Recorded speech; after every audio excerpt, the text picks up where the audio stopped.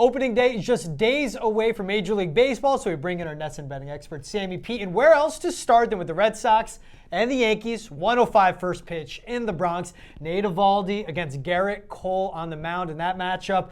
Now, Sammy, we've seen the Red Sox as the underdogs in this one on plus money, depending where you shop around. What do you see in this game that you like? I think these two teams are honestly closer to neutral than many people believe, and that not only starts with this game. Of course, you give the Yankees the edge for home field because it's in the Bronx, but with the win total the Yankees have of 91.5 or 92.5 and the Red Sox at 85.5, I feel like the gap is here, but it should be here. And we learned that last year down the stretch. The Red Sox were an underrated baseball team, and the Yankees were overrated. I look at that rotation as a whole. There are plenty of question marks there, especially with Luis Severino in the 2 or 3 hole in the rotation. So I think the Red Sox lineup is going to be very good this season, and I'm not laying minus 150, minus 160, whatever on opening day when a lot of these aces just haven't seen good reps in the spring. So I wouldn't be surprised if guys like Lucas Giolito, Shane Bieber, Garrett Cole, I wouldn't be surprised to see these big-name pitchers that you have to pay big prices on. I wouldn't be surprised to see them struggle early, so I'm not going to lay the wood. Now, you brought up the lineups. Now, last time we spoke, that 85.5 over-under for Red Sox wins on the year.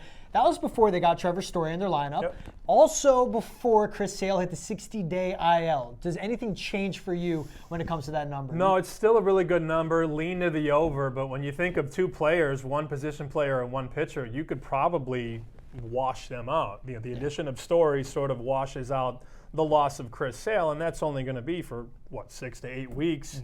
Mm-hmm. I'm not too concerned about Sale long-term because all reports on his elbow and his arm are good. Yep. This is a rib injury. Now, he could overcompensate with the way he throws, but I have a feeling he's still going to start 20 to 25 games for the Red Sox this year. So, yeah, maybe you bump the Red Sox up 2 wins or so. I think they're right there, 87, 88 wins, very realistic. I'm not going to say 90 because this division is going to be a freaking gauntlet, man. But I think that's a good number, 85.5. And again, lean to the over. Especially with the Blue Jays lurking there. And the Rays always overperform. Now, we talked about opening day. We talked about wins and losses over under. What else? Is there anything on the Red Sox you love? Oh, my favorite bet. I was talking to TC this morning. I called him. He was stranded in Fort Myers, so we had some time for me. Rafael Devers right now, his home run prop at DraftKings is 37.5. And you look at last year, he hit 38 in 156 games. That's a lot of games. Well, I think he's a better hitter this year.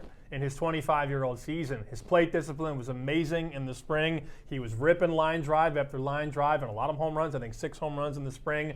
But you look at what his strikeout rate did. 2 years ago, it was 27%. Last year, it was 21%. So he cut down strikeouts quite a bit. Plate discipline is better, says my guy TC. And here's the other thing. He hit 13 home runs last year in the 7th, 8th, and 9th innings combined. So he made in-game adjustments to the pitchers on the other side of the diamond. So I think Rafael Devers going to hit 40 home runs this year. I love the over 37.5. Love that. Rafi Young, prove-it year for him as well. He wants to get that big money, and he showed up in the postseason too. No stage too big for him. Now, the hype around the Red Sox, we add in Trevor Story, everything with Sale coming back. Is this a team that can win the World Series or even make it there? Now, we've seen the World Series winners. The favorites right now is the Dodgers, then is the Blue Jays. Your White Sox. Is there anything right before opening day? Has anything changed in your eyes when it comes to placing a bet there? No, and I hate to say this, but I think the best bet on the board is the LA Dodgers. Last year I had Atlanta, got a little lucky with what they did at the deadline, and then they finished strong. The Red Sox, of course, they could win the World Series. I'd be remiss to sit here and say they can't do it because, of course, they can. It's baseball. It's not always the best team that wins it, but I think the best bet for your buck is to bet the Dodgers at 5-1. I mean, Cody Bellinger, George, could hit 8th.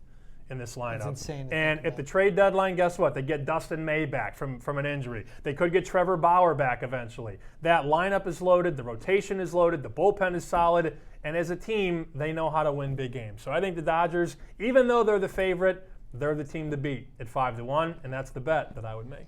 Mookie Betts, Freddie Freeman, Max Muncy, Trey Turner. Yeah, we still got 4 more good players in that lineup. It just doesn't make sense. It's unfair what they got out there in LA. What's always fair and what's always treat you fair is Sammy P watching your money. Thanks, Sammy. See ya.